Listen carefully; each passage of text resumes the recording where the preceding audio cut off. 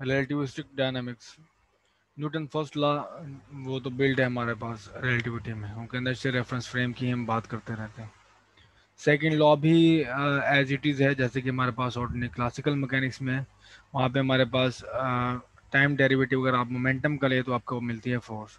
तो यहाँ पर भी वही रिलेशन ट्रू है, लेकिन यहाँ पे जो मोमेंटम है वो रिलेटिविस्टिक मोमेंटम, तो रिलेटिविस्टिक मोमेंटम का अगर आप टाइम डेरिवेटिव लें तो आपको मिलेगी फोर्स। इसी तरह हमारे पास जो वर्क होगा, बेशक रिलेटिविटी है या फिर क्लासिकल मैकेनिक्स है आपके पास, वो हमेशा फोर्स का हमारे लाइन इंटीग्रल होगा। तो फोर्स का लाइन इंटीग्रल आप कैलकुलेट करेंगे तो आपको मिलेगा वर्क। इन इस केस में हम देखेंगे कि जो फोर्स है, जो वर्क एनर्जी थ्योरम है वो होल्ड होता है या नहीं होता।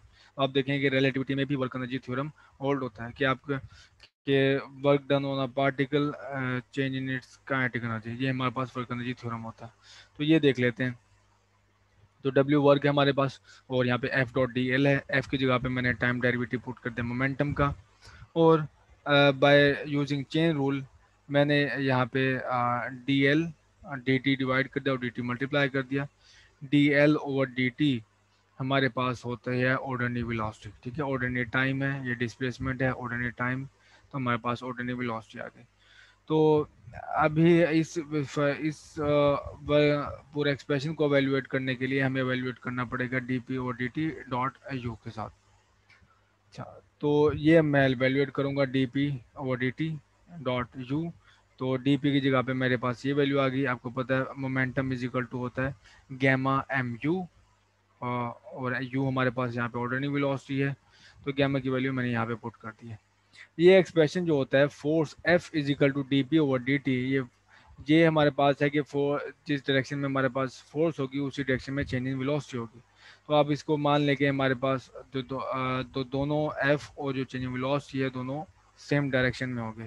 तो ये मेनली ट्रू होगा हमारे पास वन डायमेंशन में।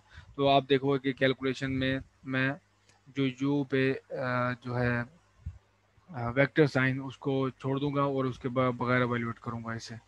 तो डी पी और डी टी को पहले एवेल्यूएट कर लें, बेसिकली हमारे पास फोर्स है, तो ये पी की वैल्यू है गैमा एम यू, और अगर आप इसका चेन रूल्स लें, इसका प्रोडक्ट रूल अप्लाई करें इसका इसके ऊपर, तो गैमा का डेरिवेटिव आएगा M U as it is, और फिर इसका गैमा एम और डी यू और डी टी यू का डेरिवेटिव। अब मैं गैमा की वैल्यू पुट कर देता हूँ। तो गैमा की वैल्यू मैं यहाँ पे पुट कर रहा हूँ इस जगह पे, ये गैमा की वैल्यू आ गई और ये एक्सप्रेशन एज इट इज़ चला आ रहा है।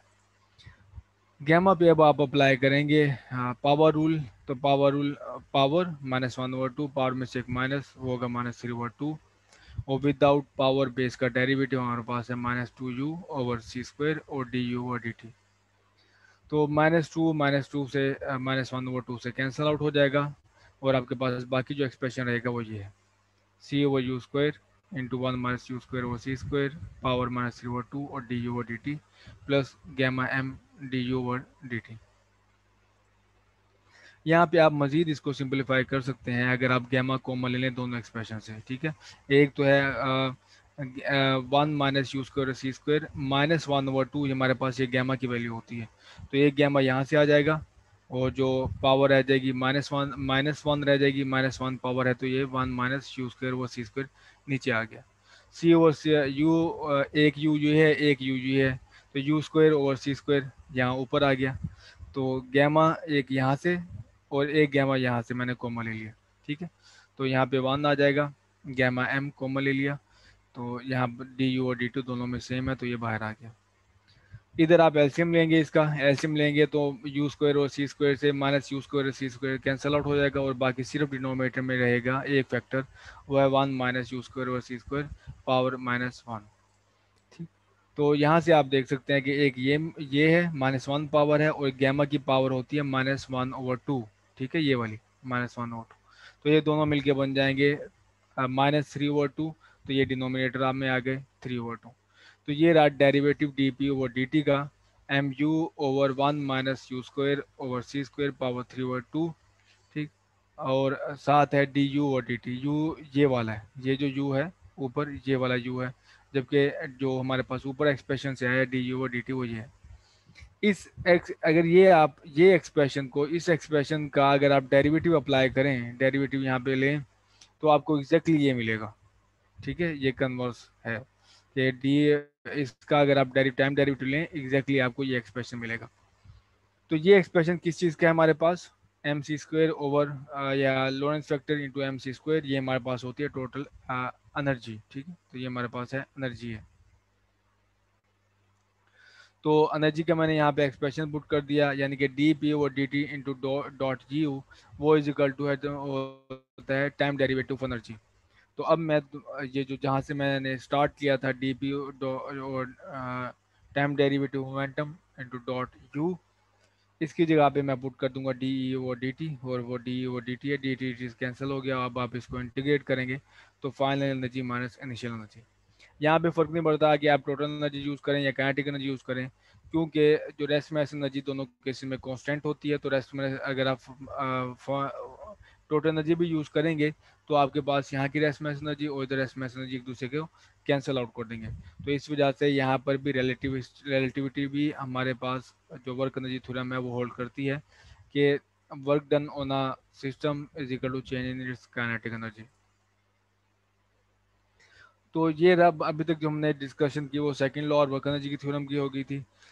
अब अगर आप बात करें थर्ड लॉ की, न्यूटन थर्ड लॉ की, तो Newton third law generally relativistic domain में होल्ड नहीं करता।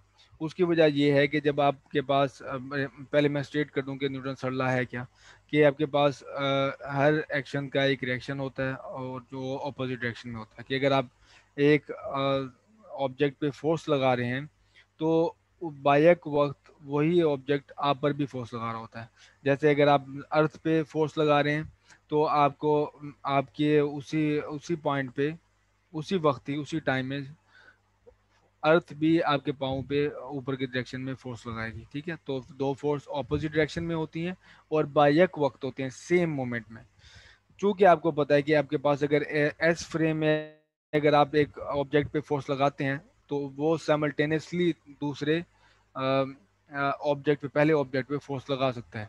ठीक है, लेकिन अगर आप इसी को ऑब्जर्व करें एस बार में, किसी और रेफरेंस फ्रेम में अगर इसको ऑब्जर्व करें, तो वो ऑब्जर्वर वहाँ पे आपके पास जो सैमल्टेनिटी है होल्ड नहीं करेगी, रिलेटिविस्टिक सैमल्टेनिटी है, वो दूसरे रेफरेंस फ्रेम में जो दो इवेंट्स एक रेफरेंस फ्रेम में सैमल्टेनियस हैं, दूसरे रेफरेंस फ्रेम में सैमल्टेनियस नहीं होते।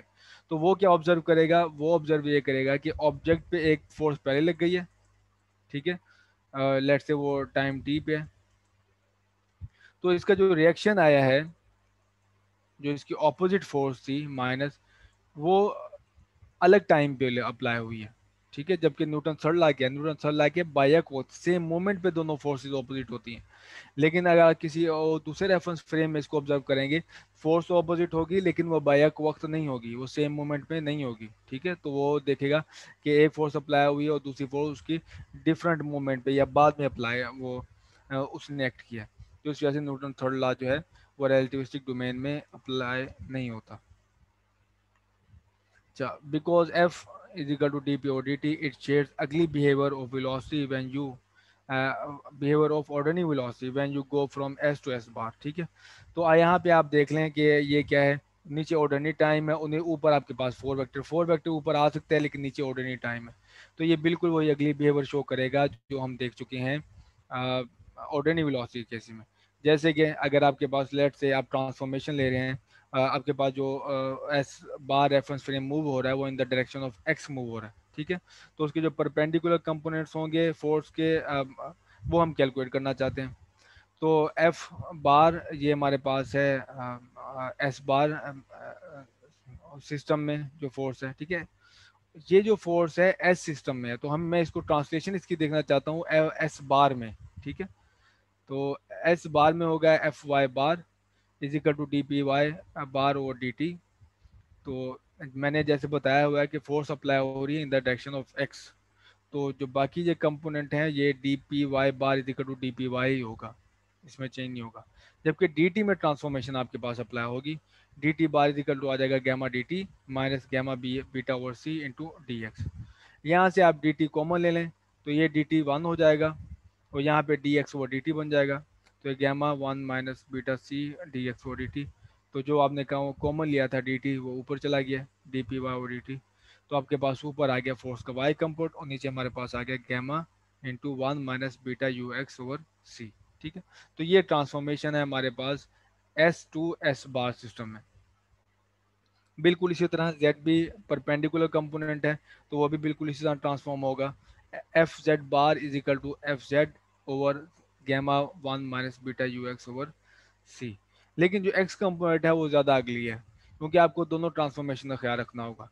ऊपर डी पी एक्स है और नीचे डी टी बार है, तो ऊपर भी ट्रांसफॉर्मेशन लगेगी gamma d p x minus gamma beta d p naught, और नीचे हमारे पास है D t gamma d t minus gamma beta over c into d x. ठीक, डी पी नॉट जो हमारे पास है पी नॉट, पहले तो हम डी टी कॉमन ले लेना, तो डी टी हमारे पास यहाँ पे देखें गैमा, गैमा से ऊपर नीचे कैंसिल आउट हो जाएगा, डी टी यहाँ पे वन हो जाएगा, यहाँ पे नीचे डिवाइड हो गया d x over D t into beta c. और जो डी टी आपने कॉमन लिया था वो ऊपर ले जाएं आप, d p x over D t minus beta d p naught over D T. तो d p x over D t की जगह आपके पास एफ ऑफ एक्स आ गया। और पी नॉट का एनर्जी के साथ रिलेशन हमें पता है, वो होता है ई ओवर सी। ठीक है, ई ओवर सी होता है हमारे पास, ई नॉट ओवर सी। तो यहाँ पे ई ओवर सी अप्लाई हो गया, और D e over D T ये हम एनर्जी का रिलेशन टाइम डेरिवेटिव कैलकुलेट कर चुके हैं। वो हमारे पास होता है time derivative momentum dot U. तो टाइम डेरिवेटिव मोमेंटम हमारे पास होती है फोर्स, और डॉट यू ये आ गया। ठीक है, इस जगह पे ये डी ओवर डी टी की जगह पे, बाकी एज इट इज़ है। तो एफ ऑफ एक्स यहाँ पे आ गया, बीटा ओवर सी यहाँ पे है, डी ओवर डी टी की जगह पे आपके पास आ गया यू डॉट एफ। ये प्रीवियस स्लाइड पे हमने कैलकुलेट किया। तो one minus beta u x over c, one minus beta u x over c. तो यहाँ पे आप देख लें कि अगर आपके पास जो ट्रांसफॉर्मेशन है वो एक्स एक्स डायरेक्शन में अगर फोर्स अप्लाई हुई है, तो जो ट्रांसफॉर्मेशन है s s system to s bar वो इस तरह से है। ठीक है, पाई कंपोनेंट ये है, जी कंपोनेंट ये है, एक्स कंपोनेंट हमारे पास ये है। अच्छा, इस चीज़ को समझना इंटरप्रेट करना एक केस में ज़्यादा आसान है। अगर आप ले लें कि जो ऑर्डिनरी वेलोसिटी है ऑब्जेक्ट की वो जीरो है। ठीक है, तो ऑर्डिनरी वेलोसिटी जीरो आप पुट करें, देखें ये जीरो हो जाएगा, तो ये बन जाएगा एफ वाई ओवर गैमा बन जाएगा। ये भी फैक्टर जीरो हो जाएगा, ये बन जाएगा एफ जी ओवर गैमा। ये आप ये देखें कि आप क्या होगा, यू यहाँ पे भी जीरो और यू यहाँ पे भी जीरो, तो ये F X bar is equal to F of X बन जाएगा। तो ये मेरे पास है जो परपेंडिकुलर कंपोनेंट हैं वो कौन से कंपोनेंट थे, जी था और वाई था, वो है डिवाइड हो रहा है गैमा से। लेकिन जो पहल कंपोनेंट है जो इस केस में एक्स कंपोनेंट था वो अनचेंज्ड है। ठीक है, पहल कंपोनेंट अनचेंज्ड है, जबकि परपेंडिकुलर कंपोनेंट वो आपके पास गैमा से हमने डिवाइड किया है। तो जिस तरह हमने ऑर्डिनरी वेलोसिटी थी हमारे पास, वो हमने देखा कि अगली ट्रांसफॉर्मेशन है उसकी, तो हमने उसके नज़दीक ही एक जो है और वेलोसिटी डिफाइन की जिसे हमने प्रॉपर वेलोसिटी कहा था। तो वो टाइम डिस्प्लेसमेंट आप ले रहे डिस्प्लेसमेंट ले रहे को डिवाइड कर रहे थे आप प्रॉपर टाइम से।